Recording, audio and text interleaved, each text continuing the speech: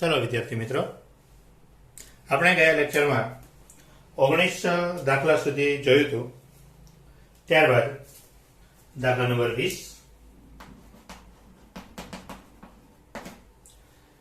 20મા દાખલામાં એક બેટ્સમેન એક બોલનો તેની 54 કિલોમીટર પર કલાકની પ્રારંભિક ઝડપમાં બદલાવ લાવ્યા સિવાય 45 ડિગ્રીના કોણે આવર્તન કરે છે। બોલ પર લાગુ પાડેલ બળનો આઘાત કેટલો હશે? બોલનું દળ 0.15 કિલોગ્રામ છે। 54 કિલોમીટર પર કલાકની ઝડપે બોલ આવે છે, બોલની ઝડપ બદલ્યા સિવાય, એટલે પ્રારંભિક વેગ અને અંતિમ વેગ v1 ને v2 લઈ લઈએ, બંનેનું મૂલ્ય કેટલું છે? તો 54 કિલોમીટર પર કલાક। 54 કિલોમીટર પર કલાક એટલે આને મીટર પર સેકન્ડમાં ફેરવીએ તો 5/18 18 કરી 54 એટલે 15 મીટર પર સેકન્ડ। આવું તો તમને આવડતું હોય। હવે એને એવું કીધું છે 45 ડિગ્રીના ખૂણે દિશા વેગ બદલ્યા સિવાય 45 ડિગ્રીના ખૂણે પાછો મોકલે છે। તમને યાદ હોય તો આવું એક આપણે ઉદાહરણ ભણી ગયા હતા। એમાં કંઈક એવું આવતું હતું કે દડો આમ આવે છે અને આમ રિટર્ન જાય છે, 30 ડિગ્રીના ખૂણે કંઈક રિટર્ન જતો હતો, એવું હતું એમાં। હવે એમાં તો આકૃતિ આપેલી હતી એટલે આપણે જાતે આકૃતિ બદલી શકીએ એવું નહોતું। જ્યારે આમાં તો આકૃતિ આપેલી હતી તમે જાતે કરી શકો છો। જાતે કરવાની હોય ત્યારે એવું કરવાનું, એક દિશા સીધી લઈ લો, બરાબર, જેથી કરીને સીધું જ એનાથી કેટલું દૂર? તો કે ભાઈ 45 ડિગ્રીના ખૂણે। નહીતર શું થાય, વચ્ચેથી આપણે આગળના ઉદાહરણ જેવી આકૃતિ જોવામાં વિચારીએ ને તો શું થાય, તો એના તમારે 22 ડિગ્રીનો એવો ખૂણો બનાવવો પડે। એટલે આ પ્રારંભિક વેગ, આ અંતિમ વેગ, તો v2 છે, v2 x કે y x ઉપર નથી એટલે એના બે ઘટકો પડશે। અહીંયા 45 છે એટલે અહીંયા પણ 45, એટલે અહીંયા શું થશે? તો v2 cos 45, અહીંયા ઉપર v2 sin 45, બરાબર। v1 તો એક જ દિશામાં થશે। તો માટે બળનો આઘાત શોધવો છે એટલે આપણે આગળ ઉદાહરણ કર્યું તેવું f ડેલ્ટા t બરાબર ડેલ્ટા p કરીએ। તો માટે આ બોલનો પ્રારંભિક વેગમાન, તો પ્રારંભિક વેગમાન કેટલું થશે? તો p1 બરાબર mv1। v1 કઈ દિશામાં છે? તો આ બાજુ છે એટલે x દિશા, એટલે અહીંયા આપણે શું લખી શકીએ? mv1 i કેરેટ, બરાબર। બધી કિંમતો છે, બધી કિંમતો મૂકી દઈએ કે બોલનું દળ, તો બોલનું દળ આપી દીધું છે 0.15, વેગ આપી દીધો છે 15,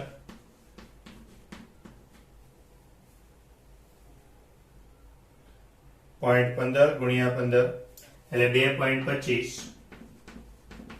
આઈ કેરેટ કિલોગ્રામ મીટર પર સેકન્ડ। આ બોલનો પ્રારંભિક વેગમાન મળ્યું। તેવી જ રીતે બોલનો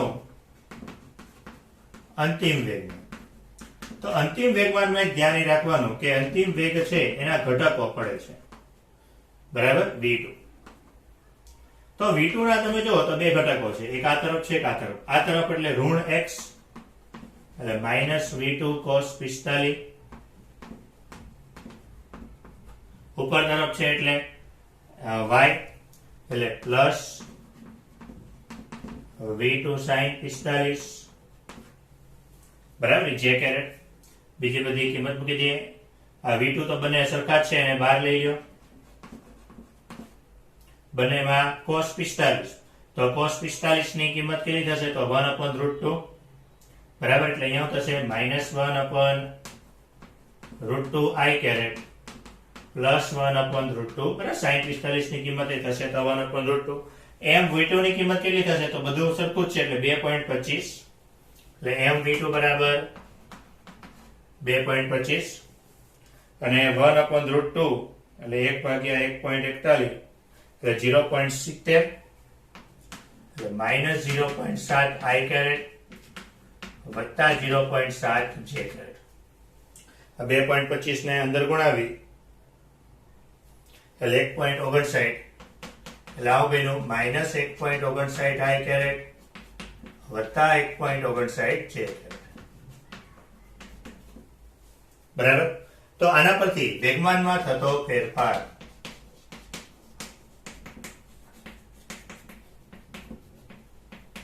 તો વેગમાનમાં થતો ફેરફાર એટલે શું કરશું? તો ડેલ્ટા પી બરાબર P2 minus P1. P2 minus P1 અંતિમ વેગમાન માઇનસ પ્રારંભિક વેગમાન કરી નાખીએ તો અંતિમ વેગમાન તો માઇનસ 1.59 I કેરેટ વત્તા 1.59 J કેરેટ અને P1 કેટલો છે?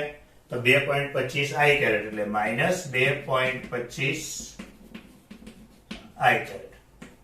એટલે જો I કેરેટ નો I કેરેટ સાથે સરવાળો થશે બરાબર, એટલે 1.59 વત્તા 2.25 એટલે 3.84 માઇનસ 3.84 I કેરેટ વત્તા 1.59 J કેરેટ. આ વેગમાનમાં થતો ફેરફાર મળી ગયો બરાબર. એનું મૂલ્ય શોધી લઈએ તો એનું મૂલ્ય લઈએ એટલે શું થશે? વર્ગમૂળમાં x નો વર્ગ વત્તા y નો વર્ગ એટલે 3.84 નો વર્ગ વત્તા 1.59 નો વર્ગ બરાબર.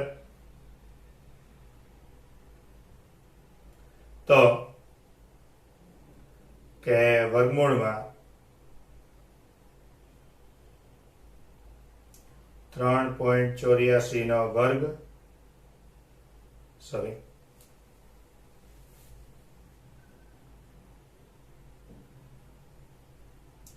વત્તા 1.59 નો વર્ગ ટોટલ આવ્યું 4.15 કિલોગ્રામ મીટર પર સેકન્ડ. તો આજે ડેલ્ટા પી છે, ડેલ્ટા પી શું બનશે? એનો બળનો આઘાત. તો માટે બળનો આઘાત, તો બળનો આઘાત શું આવે? F ડેલ્ટા ટી બરાબર ડેલ્ટા પી એટલે કેટલો? 4.15 કિલોગ્રામ મીટર પર સેકન્ડ બરાબર. એટલે જે કીધું છે અંદર કે બળનો આઘાત કેટલો, તો બળના આઘાતની કિંમત એ ફિક્સ. ત્યારબાદ 21મો દાખલો. દોરીના એક છેડે બાંધેલા 0.25 કિલોગ્રામ દળના પથ્થરને સમક્ષિતિજ સમતલમાં 1.5 મીટર ત્રિજ્યાના વર્તુળમાં 40 રિવોલ્યુશન પર મિનિટ, આજે કોણ REV એ રિવોલ્યુશન કહેવાય, રિવોલ્યુશન પર મિનિટ, પરિભ્રમણ પર મિનિટ. તો પહેલા તો જે વસ્તુ આપી છે, દળ આપી દીધું છે 0.25 કિલોગ્રામ બરાબર. ત્રિજ્યા, વર્તુળાકાર માર્ગની ત્રિજ્યા આપી દીધી છે 1.5 મીટર. હવે જો 40 પરિભ્રમણ પર મિનિટની ઝડપથી ઘુમાવવામાં આવે છે. એટલે પરિભ્રમણ પર મિનિટ શું છે? ઝડપ છે. તો તમારે એને પહેલા ઝડપના હરખા ફેરવવું પડે. આપણે તો ઝડપ એમાં માપીએ, તો આપણે તો ઝડપ મીટર પર સેકન્ડમાં માપીએ બરાબર. હવે સમજો 40 શું છે? પરિભ્રમણ પર મિનિટ. તો તમારે પરિભ્રમણ પર મિનિટ છે એને પહેલા મીટર પર સેકન્ડમાં ફેરવવું પડે. પરિભ્રમણ એટલે શું થયું? તો કે એક આખો આટો પૂરો કરે, એક આટો પૂરો કરે એટલે અંતર કેટલું કાપશે? કારણ કે આપણે તો એમાં જોઈએ, મીટરમાં જોઈએ ને. એક આટો પૂરો કરે એટલે કેટલો પરિઘ જેટલું અંતર કાપે એટલે 2πr. અને છેદમાં સેકન્ડ જોઈએ છે તો સેકન્ડ પર છેદમાં મિનિટ આપ્યું છે તો 1 મિનિટ એટલે 60 સેકન્ડ. એટલે એનો અર્થ શું થઈ ગયો કે આ જે 40 છે એને ગુણ્યા હું 2πr કરી નાખું અને છેદમાં 60 કરી નાખું એટલે આ શેમાં ફરી જશે? મીટર પર સેકન્ડમાં બરાબર. એટલે પરિભ્રમણ પર મિનિટ છે. તો પરિભ્રમણ એટલે શું થઈ ગયું? તો પરિભ્રમણ એટલે બહુ સિમ્પલ વસ્તુ થઈ ગયું કે પરિભ્રમણ એટલે આટો પૂરો કરે છે.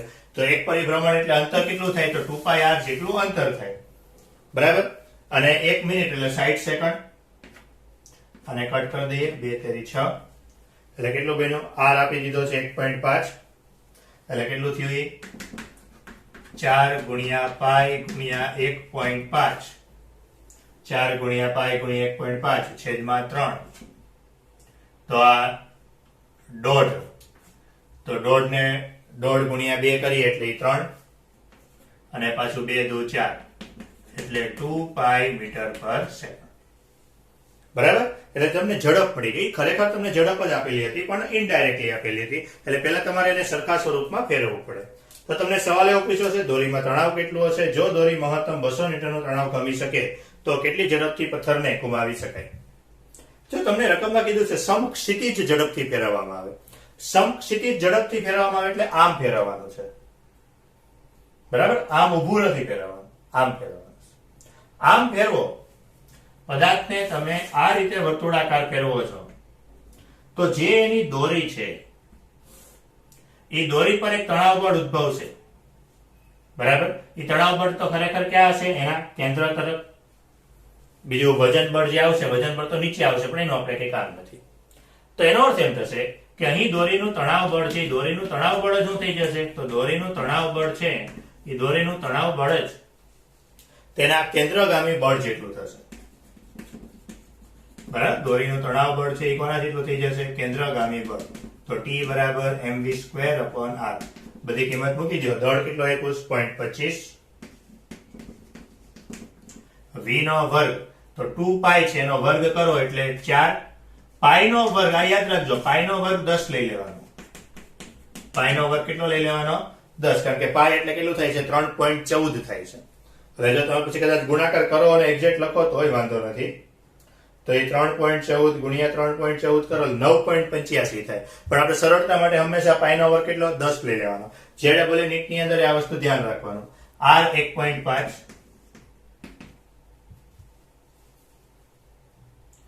તો 0.25 ગુણ્યા 4 ગુણ્યા 10 ભાગ્યા 1.5 6.66.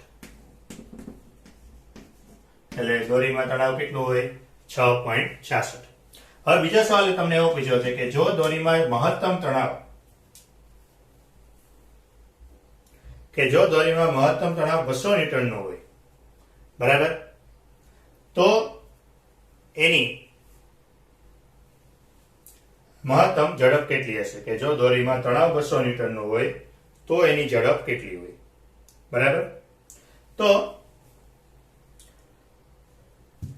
ચલો, તો 200 ન્યૂટનનું હોય તો મહત્તમ તણાવ માટે તો એક વસ્તુ જોવો તમે, જો તણાવ મહત્તમ હશે સામે વેગ મહત્તમ હશે, બરાબર. તો મહત્તમ તણાવ માટે મહત્તમ ઝડપ સીધું આમાંથી ઝડપને કરતા બનાવી લ્યો કે v મેક્સિમમ બરાબર શું થશે? આ બાજુ m છેદમાં અને વર્ગમૂળમાં t મેક્સિમમ r છેદમાં m. મહત્તમ તણાવ હું કહી દીધું 200 ન્યૂટન. ત્રિજ્યા કેટલી? 1.5, બરાબર. અને દળ કેટલું છે? 0.25.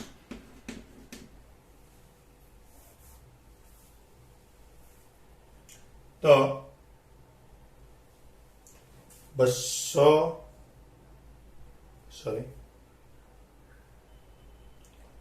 200 ગુણ્યા 1.5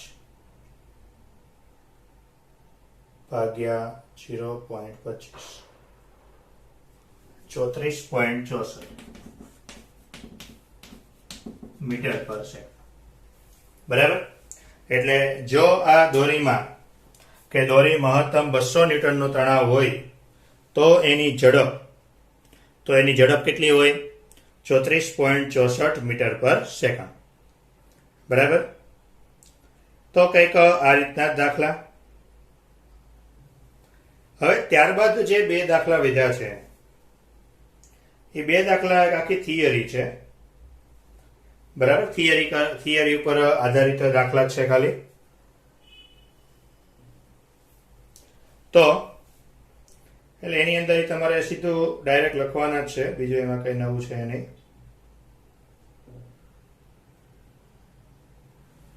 તો એની અંદર